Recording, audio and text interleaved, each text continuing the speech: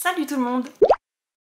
Je vous retrouve aujourd'hui pour un bilan de toutes ces lectures que j'ai pu faire sur le mois d'août, ainsi qu'un aperçu de ce que je compte lire sur le mois de septembre, mais avant ça, je voudrais qu'on fasse un tout petit point sur mes challenges. D'habitude, je vous propose ce petit récap après le bilan, mais là j'avais envie de le faire avant, de switcher un petit peu les choses. Et d'ailleurs, petite info, tant que j'y pense, j'ai un petit peu changé mes conditions de tournage. Je filme en fin de journée et j'ai baissé le rideau qui d'habitude est entièrement ouvert parce que d'habitude j'ai quand même pas mal de soleil et qui dit soleil dit chaleur qui rentre dans la pièce et là j'en peux plus. Donc j'ai changé aussi un petit peu mes conditions de tournage, à voir comment ça passe à la caméra, si ça vous plaît ou pas, si ça rend bien ou pas. On croise les doigts. Voilà, maintenant on peut rentrer dans le vif du sujet. Petit point sur les challenges, donc mon premier challenge c'est évidemment de dégommer ma pile à lire ultime et j'avais fait une petite vidéo récap il n'y a pas très longtemps. Sachez que j'ai lu un titre de ma pile ultime, donc on avance. Pour mon challenge année de la mer 2025 où je veux lire un livre autour de la littérature maritime qui se passe en mer, sous mer, au bord de mer, peu importe. Eh bien figurez-vous que là aussi j'ai enfin avancé et j'ai lu un titre. Je voulais aussi lire minimum 6 livres en anglais sur 2025 et j'ai encore lu un livre en anglais sur le mois d'août. Pour ce qui est de Discord, le premier c'est le Music and Books Challenge et là aussi j'ai lu le livre choisi pour le mois d'août, donc je suis plutôt fière de moi. Et j'ai aussi terminé le tome 5 de cette série à rallonge qui est Le Royaume des Anciens de Robin Hobb, puisqu'on lit en ALC un tome par mois et sur le mois d'août c'était donc le tome 5, La Voix Magique. On s'approche de la fin du premier cycle. Bon, par contre j'ai toujours pas avancé dans mes lectures du Reese's Book Club, je suis officiellement grave à la bourre. Et enfin, je n'ai terminé aucune série sur le mois d'août, j'en ai débuté 2, je vous en parle juste après, et j'en ai continué une puisque forcément, lecture du tome 5 sur 36 du Royaume des Anciens. Et enfin pour terminer, j'ai aussi avancé dans mon petit challenge des lectures Best of Booktube 2024. Le prochain vlog va sortir courant septembre. Et je continue à découvrir aussi certaines lectures en rapport avec mon challenge Babelio où je veux lire les lauréats du prix Babelio 2025. Là aussi, c'est en cours. Il est donc maintenant temps que je vous parle de ces fameuses lectures un petit peu plus en détail. Et en premier lieu, sachez que j'ai lu à la fois un titre de non-fiction, j'avais oublié de le préciser mais du coup oui, j'ai lu un titre de non-fiction au mois d'août, qui remplit aussi très bien les critères de la littérature maritime, donc je l'ai mis là-dedans. C'est 10 choses que vous aimeriez savoir sur les fonds marins. C'est écrit par John Copley et c'est un titre assez court qui est réparti en plusieurs chapitres qui traitent de sujets plus ou moins différents, mais en rapport avec les fonds marins évidemment. Et j'ai donc lu un chapitre par-ci par-là sur la totalité du mois d'août, parfois avant d'aller me coucher, parfois au contraire au réveil en attendant que mon petit déj soit prêt, puisque les chapitres sont assez courts, ils font environ 10 pages chacun, donc ça demande pas beaucoup d'engagement non plus, mais du fait que ça demande pas beaucoup d'engagement, eh bien même si je trouvais ça hyper intéressant, je saurais pas vous en dire plus parce que j'ai tout oublié. Je sais que c'était intéressant, je sais que quand je le lisais, j'étais hyper impressionnée et en même temps je me disais j'ai qu'une envie, c'est de voir les images de ce que raconte cette personne. C'est hyper intéressant, mais en même temps, c'est raconté d'une façon un peu documentaire comme on voit à la télé, et je voulais voir le docu-télé en fait. C'est assez difficile d'en parler parce que je le trouve assez introductif sur les sujets, mais en même temps, il aborde ça avec une façon assez universitaire, je dirais, et du coup j'étais parfois perdue parce qu'on rentrait trop dans le sujet et en même temps on l'abordait de façon superficielle. C'est assez bizarre à dire, je sais que ce que je suis en train de vous dire ça veut pas dire grand chose, mais en même temps c'est le ressenti que j'ai. C'était à la fois trop profond et en même temps assez superficiel et intéressant, mais j'en ai aucun souvenir. Mais si vous avez l'occasion de l'emprunter, de le feuilleter, de le bouquiner, franchement allez-y, c'était hyper intéressant. C'est juste que je me souviens de rien. En parallèle, j'ai lu le premier titre que je voulais lire pour mon fameux vlog fantasy orientale. Et alors je vais pas trop vous en dire parce que j'en parlerai en détail justement dans ce vlog qui est là aussi en cours et que j'espère vous sortir au courant de l'automne. Mais j'ai donc lu What the River Knows de Isabelle Ibáñez qui est donc un premier tome de duologie. Et est-ce qu'on peut s'attarder juste une seconde sur la beauté de la couverture et de l'objet livre en général parce que j'adore. Et sachez que le jaspage a son importance. Donc comme je vous le disais, on est ici dans un premier tome de duologie autour de la fantaisie orientale, mais c'est surtout un roman historique avec une pointe de magie qui se passe en Égypte. Enfin, qui se passe principalement en Égypte. parce qu'il y a aussi un petit rapport avec l'Amérique latine, puisque notre personnage principal, Inès, est issue de la haute société argentine. Et au début du roman, elle apprend que ses parents, qui sont passionnés d'archéologie et qui passent 6 mois de l'année en Égypte, ont disparu au beau milieu du désert et sont considérés comme morts. Ni une ni deux, Inès saute dans le premier bateau pour rejoindre le Caire et mener l'enquête autour de la disparition ou de la possible mort de ses parents. J'avais été prévenue que c'est un roman qui se lit assez young adulte et en fait j'ai tellement pris en compte ce critère que finalement j'ai pas été déçue de ma lecture parce que je l'ai trouvé moins young adulte que ce que je m'attendais. On y retrouve évidemment un gros côté archéologie et histoire antique, un petit côté light academia je dirais, et surtout évidemment un gros côté historique hyper intéressant, d'autant plus que l'autrice elle en profite pour aborder certains sujets, notamment le colonialisme. C'est hyper intéressant et c'est pas aussi léger que ce qu'on pourrait penser. J'ai passé un super bon moment de lecture avec ce titre et je lirai la suite avec grand plaisir. Surtout si le bouquin est aussi beau que le premier. Après ça, j'ai lu le livre en anglais du mois d'août. C'était The Wedding People de Alison Espach. Et celui-ci aussi, je vous en ai parlé dans un vlog qui est déjà sorti pour le coup. Je vais vous mettre le lien juste ici et dans la barre d'infos comme d'habitude. On se trouve ici dans une fiction contemporaine dans laquelle on va suivre Phoebe qui, au début du roman, débarque dans l'hôtel de ses rêves pour une simple et bonne raison absolument dramatique, c'est qu'elle veut mettre fin à ses jours. Manque de peau, même le dernier jour de sa vie, les choses ne se passent pas comme prévu puisque l'hôtel a été privatisé pour un mariage. Et elle débarque au beau milieu de tout ça. Et évidemment, rien ne va se passer comme prévu puisque la mariée va avoir très rapidement vent des projets de Phoebe et elle va se mettre en travers de son chemin. Là aussi, je vais rester assez rapide dans mon avis puisque vous pouvez retrouver en détail dans le vlog ce que j'ai pensé de ce roman, mais j'ai passé un super bon moment de lecture avec ce roman. Même si c'était en anglais, j'ai adoré. Je me souviens qu'à un moment, j'ai lu genre 200 pages en genre 36 heures, quelque chose comme ça. Je l'ai bouffé, j'arrivais pas à le lâcher, je passais vraiment un super bon moment avec les personnages, avec l'ambiance festive et parfois embarrassante du mariage. C'était trop bien et je ne peux que vous conseiller de le lire puisqu'il est sorti en français fin août justement, le 22 si je ne me trompe pas, avec la même couverture sous le titre L'invité surprise. Croyez-moi, vous allez passer un super moment avec ces personnages. En parallèle, j'ai lu en audio Dernière soirée de Lisa Gardner.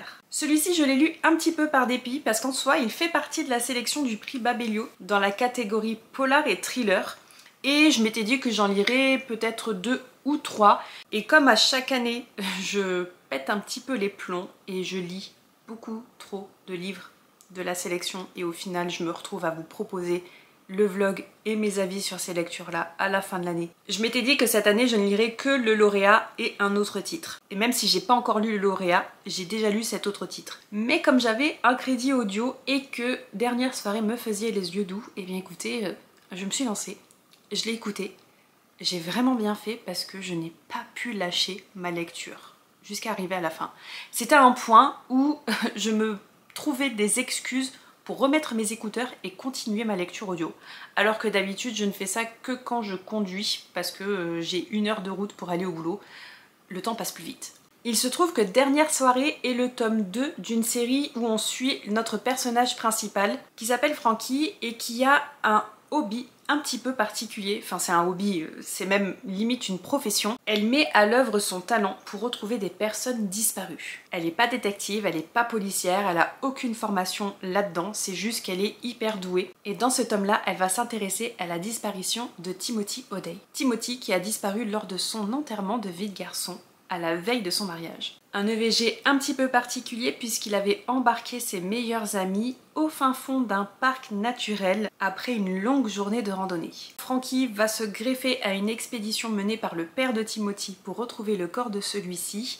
Ça fait 5 ou 6 ans que Timothy est porté disparu et cette expédition c'est un peu l'expédition de la dernière chance. Je me suis régalée, c'était trop bien, que ce soit le cadre, l'ambiance, c'était parfait.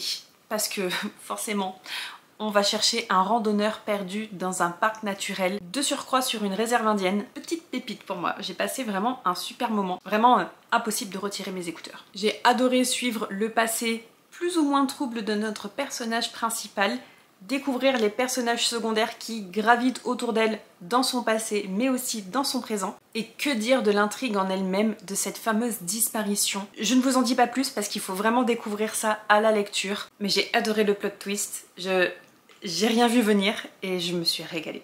Ensuite, je me suis enfin lancée dans ma lecture du tome 5 sur 36 du Royaume des Anciens. C'était La Voie Magique et c'est aussi le tome 5 sur 6 du cycle de l'Assassin Royal. Ça veut dire que ce mois-ci, au mois de septembre, on va lire le tome 6 sur 6 de ce cycle-là. On va arriver à la fin du premier cycle. Ça fait bizarre de se dire qu'on va déjà passer ce premier cap ensemble. Bref, revenons à nos moutons. Le tome 5, La Voie Magique. Et écoutez, c'est la première fois que je suis un petit peu déçue par un tome de cette série. Jusqu'à présent, je passais un super moment à chaque fois, j'arrivais pas à lâcher ma lecture.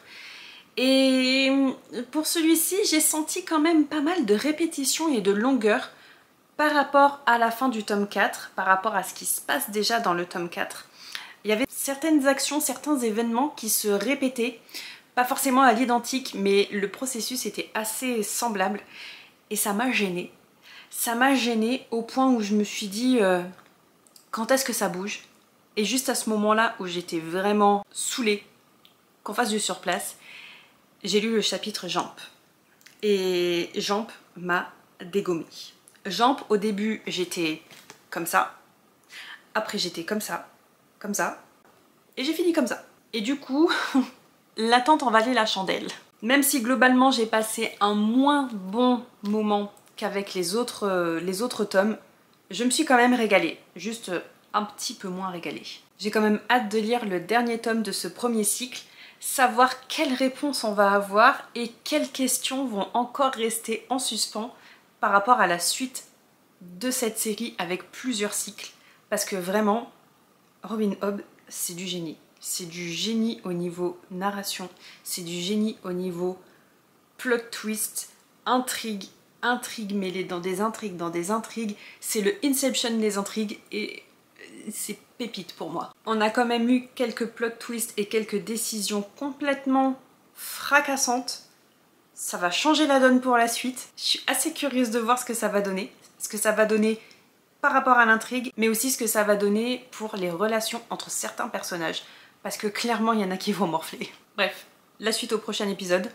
Du coup le mois prochain. Ensuite je suis passée à un emprunt à la médiathèque que j'avais et il fallait vraiment que je le lise avant de le rendre. Je me suis dépêchée puisque quand je me suis lancée dans ma lecture il me restait moins d'une semaine avant la fin de ma réservation. Et là aussi c'est donc un tome 1 de série. C'était le Murder Club du jeudi de Richard Osman. Ça fait un moment que je vous parle de cette série en vous disant que je voulais la découvrir et c'est enfin chose faite. C'est une série de cozy mystery britannique dans laquelle on va suivre 4 jeunes retraités qui ont entre 70 et 80 ans et leur passion, c'est de résoudre des cold cases, à tel point qu'ils ont monté ce fameux club qu'ils ont appelé le Murder Club du jeudi, puisqu'ils se donnent rendez-vous le jeudi dans leur salle commune sous un faux nom. Et si j'ai enfin sorti ce livre de mes envies de lecture, c'est parce que déjà ça fait un peu trop longtemps que ça traînait, et surtout parce que la série arrivait sur Netflix à la fin du mois d'août.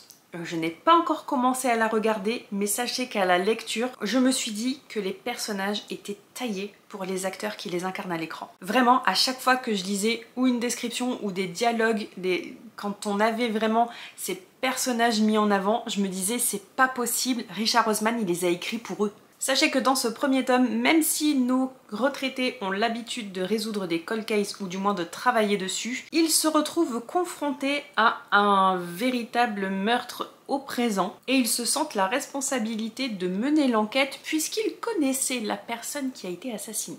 Je vous avoue que je suis ressortie de cette lecture un petit peu mitigée parce que j'ai adoré les personnages, j'ai adoré l'humour et l'ambiance qu'on a dans cette série. J'ai bien aimé l'intrigue et l'enquête et j'ai aussi bien aimé les plot twists, surtout la fin qui reste quand même assez ouverte par rapport à un certain pan de l'histoire, ce que je trouve très intriguant et assez intelligent de la part de l'auteur. Mais ce qui a pêché pour moi, là aussi malheureusement, c'est les longueurs. Ça a été long. Ça a été long au point que le premier mort finalement il apparaît à la page 70.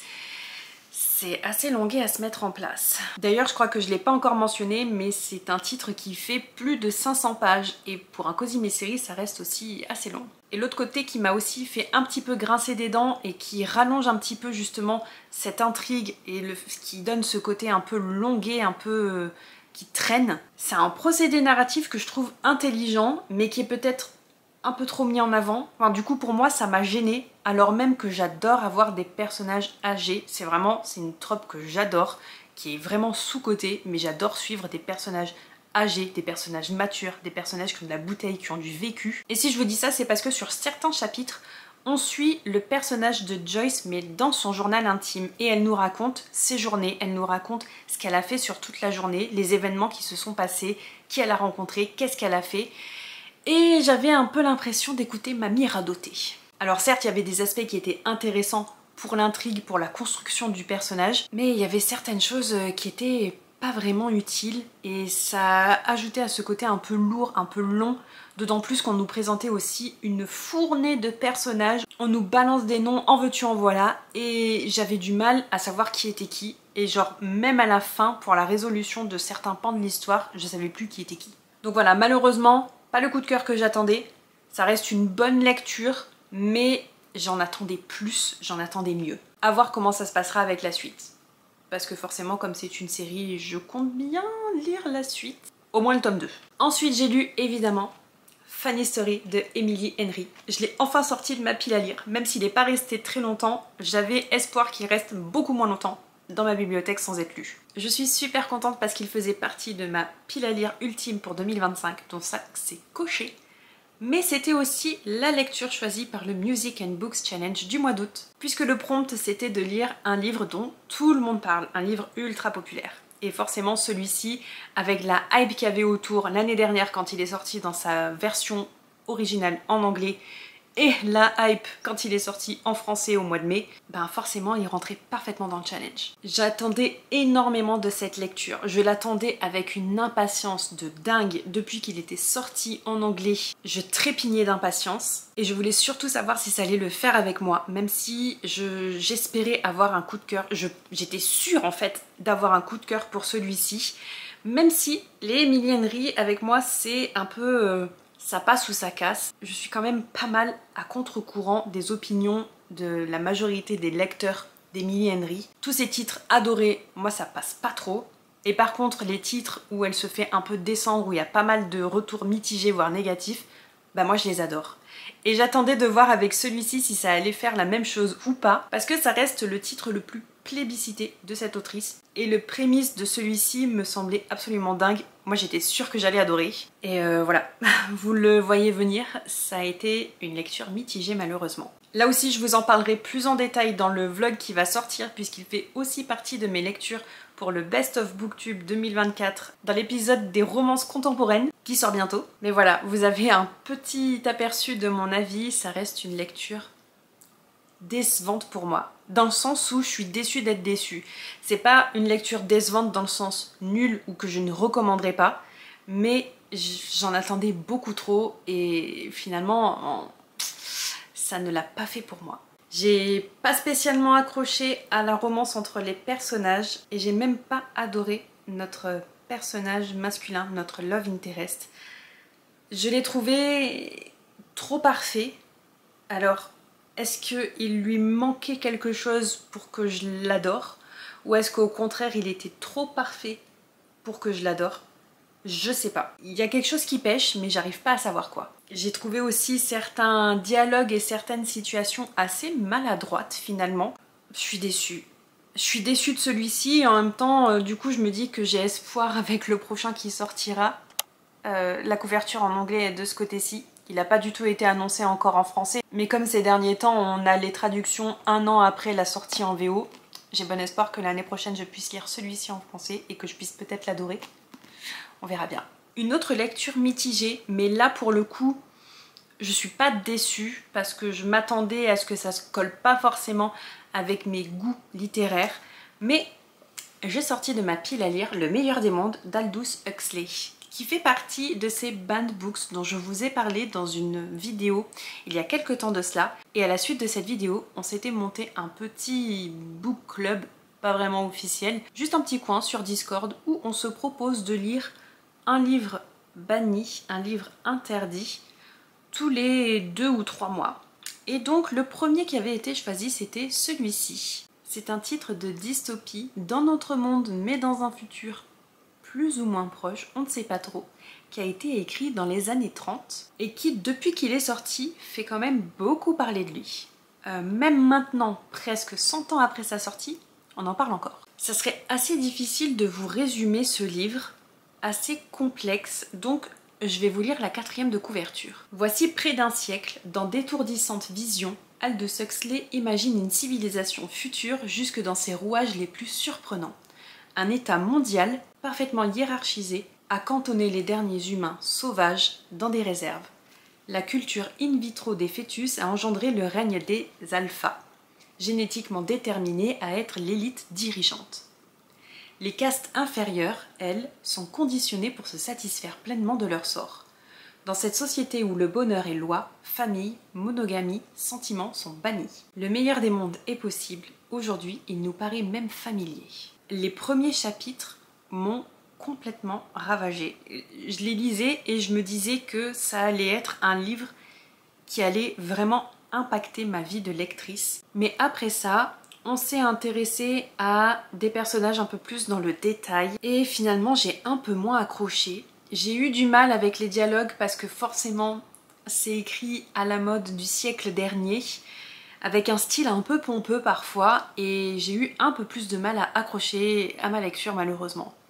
Mais tout ce côté description de cette nouvelle civilisation où les bébés ne naissent plus, ils sont cultivés dans des tubes à essai, ils sont génétiquement modifiés pour être supérieurs entre guillemets, pour devenir des alphas ou des bêtas, des gammas, des epsilon, et ils sont conditionnés avant même leur naissance finalement à être des individus plus ou moins déterminants pour la société. Ce côté-là m'a vraiment happé, il m'a vraiment frappé, il m'a fait mal. Et après, malheureusement, j'ai un petit peu plus décroché. Même s'il était intéressant au niveau de la narration, au niveau de la construction de ces personnages, où je vois quand même ce que l'auteur essayait de démontrer, ce que l'auteur essayait de pointer du doigt au travers des personnages et des situations qu'il leur fait vivre. C'est malheureusement pas ce qui va rester pour moi de cette lecture, c'est plus, encore une fois, la description de cette civilisation futuristique, pas si éloignée que ça, et qui est quand même extrêmement violente dans le côté où on bannit la liberté sans forcément voir le mauvais côté des choses. Parce que oui, tout ça c'est fait pour avoir quand même le meilleur des mondes. Voilà, une lecture particulière, mais j'ai lu un classique de la littérature.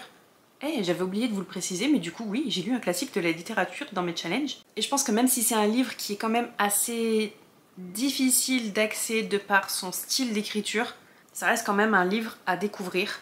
Je comprends pourquoi il est étudié à l'école, au lycée. Moi je ne l'ai pas étudié, je suis passée au travers malheureusement, mais j'aurais aimé l'étudier et l'analyser en cours. Je vous avoue que je suis quand même assez curieuse de lire la suite entre guillemets qui s'intitule Retour au meilleur des mondes, qui là est un essai je crois qui a été écrit 20 ou 30 ans après celui-ci et qui traite plutôt de tout ce que les gens ont pu dire sur le meilleur des mondes en le pointant du doigt en disant que ça n'existait pas, que c'était un roman qui ne rimait à rien.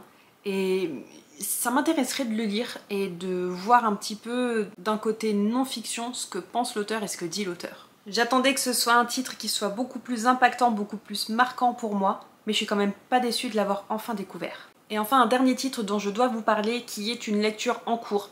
J'arrive à la fin, je l'écoute en audio et sur les 14h30 que dure ce titre, j'en suis à 12h40 d'écoute. Il me reste un petit peu moins de 2 heures, sachant que sur ces 2 heures restantes, il y a aussi un entretien avec l'auteur.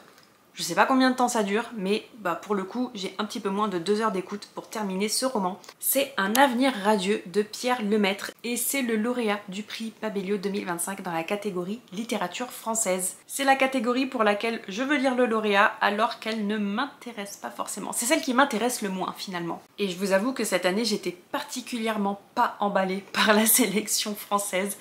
Mais bon, je lis le lauréat quand même. Je vais pas trop rentrer dans les détails parce que je voudrais vraiment vous en parler reparlerai dans la vidéo dédiée à ces lectures des lauréats du prix Babelio. Mais tout ce que je peux vous dire, c'est que c'est de la littérature française et mes goûts se confirment. Je prends pas de plaisir particulier à lire, ou là, dans ce cas-là, à écouter de la littérature française. Je l'écoute, mais c'est malheureusement pas un livre dont je me souviendrai. Sauf pour un certain chapitre, au tout début, qui est atroce. Je sais pas ce qui s'est passé dans la tête de l'auteur pour écrire des choses pareilles. C'est abominable. J'étais choquée de l'écouter. Si je l'avais lu, j'aurais été choquée de le lire. Je vous avoue que je comprends pas trop pourquoi on écrit quelque chose d'aussi atroce. On peut très bien l'inclure dans une narration sans forcément l'écrire d'une façon aussi détaillée. Je reste vague, mais moi ça m'a dégoûtée. Je vous en parlerai plus en détail dans la vidéo dédiée, mais sachez que voilà, pas forcément une lecture que je vous recommanderai, parce qu'elle ne fait pas partie de mes goûts. Bref, ça fait presque 1 heure que je parle, c'est bientôt la fin de cette vidéo, je viens de vous parler de toutes mes lectures du mois d'août, mais j'aimerais vous faire un rapide aperçu de ce que je compte lire pour le mois de septembre. Évidemment, en premier lieu, le tome 6 de l'Assassin Royal, La Reine Solitaire, qu'on va lire donc en lecture commune sur le mois de septembre. Si jamais vous lisez, vous êtes en train de lire cette saga à rallonge qui est Le Royaume des Anciens, n'hésitez pas à nous rejoindre dans le Discord, même si vous êtes en avance par rapport à nous. On aime bien discuter avec d'autres personnes. Et évidemment, ça ne vous engage à rien, vous n'êtes pas obligé de lire en même temps que nous, juste ne spoilez pas s'il vous plaît. J'aimerais aussi terminer mon vlog lecture sur les Best of Booktube spécial romance contemporaine. C'est en cours puisque je suis à 1/4 du dernier roman de ce vlog avec Le temps d'un été d'Abby Jiménez. Et je passe un bon moment. Je vous en dis pas plus. J'aimerais aussi sortir de ma pile à lire Les Dents de la Mer de Peter Benchley parce que septembre c'est vraiment le dernier carat pour moi pour lire ce genre de titre horreur qui se passe en mer, parce que j'ai envie de lire ce roman qui se passe en bord de mer alors que c'est encore l'été chez moi, parce que septembre c'est clairement encore l'été chez moi, malheureusement. J'aimerais être en automne, hein, mais c'est clairement l'été encore. Donc, Les Dents de la Mer. J'aimerais aussi beaucoup, je l'ai enfin en ma possession, Les Vaisseaux d'os de R.J. Barker, qui est le premier tome de la trilogie de l'Enfant de la Marée. Un bon petit pavé des éditions Léa, mais j'ai trop hâte d'enfin découvrir cette fantaisie maritime avec des dragons. Ça paraît épique, je pense que je vais me régaler. J'espère qu'il y a du sang aussi. C'est mon petit côté un peu gore, mais j'espère qu'il y a du sang. Et j'ai trop hâte. J'ai trop hâte. Bon, je sais pas, il doit y avoir un gros nuage qui passe, du coup, désolée pour le changement d'ambiance. Mais du coup, je vous disais que j'attends aussi avec une impatience de dingue la sortie du tome 3 de Dungeon Chronicle en version audio, puisque le titre en version papier existe depuis le mois de juillet. Mais en audio, on est obligé d'attendre le 25 septembre, donc autant vous dire que je vais le dégommer et je vous en parle dans le prochain update lecture. J'ai trop hâte, parce qu'en plus celui-là ça se passe dans un train, j'ai trop hâte. Et enfin au niveau des emprunts à la médiathèque, et que donc il faut que je lise assez rapidement, donc forcément je vais vous en parler aussi dans le prochain update lecture avec le bilan des lectures du mois de septembre. Clytemnestre de Costanza Casati, qui se trouve être aussi la lecture du Music and Books Challenge pour le mois de septembre évidemment. Le prompt c'est de lire une réécriture d'un roman, d'un mythe ou d'une légende, et ici on va redécouvrir le personnage de Clytemnestre qui a une importance assez marquée dans la mythologie grecque et notamment par rapport à la guerre de Troie. J'ai trop hâte d'enfin le découvrir, de découvrir ce personnage plus en profondeur parce que j'avoue que je n'y connais pas grand chose finalement. Et j'ai aussi Lettres d'amour de Kamakura d'Ogawa Ito, qui se trouve être le lauréat du prix Babelio 2025, cette fois-ci dans la catégorie littérature étrangère. Et je pense que ça va se lire assez vite parce que même si c'est écrit pas forcément aéré, il y a certains passages où c'est illustré, voilà, comme ceci par exemple, et c'est écrit en japonais. Je ne lis pas le japonais, donc forcément ça va se lire très vite parce qu'il y aura la traduction derrière. Je l'espère. Oui, il y a la traduction, c'est bon. Voilà tout ce que j'ai envie de lire pendant le mois de septembre. Est-ce que ça va le faire? On croise les doigts, ça va le faire. Avec tout ça, on est arrivé à la fin de cette vidéo et le soleil n'a pas réapparu, malheureusement. N'hésitez pas à me dire ce que vous en pensez dans les commentaires, comme toujours, à vous abonner à la chaîne si c'est pas déjà fait. Et si vous ne souhaitez pas laisser un commentaire trop long, eh bien allons-y avec l'emoji montagne, celui qui fait penser au Japon, en rapport au dernier titre que je viens de vous présenter. Quant à nous, on se dit à la semaine prochaine pour une nouvelle vidéo et je vous dis bye bye!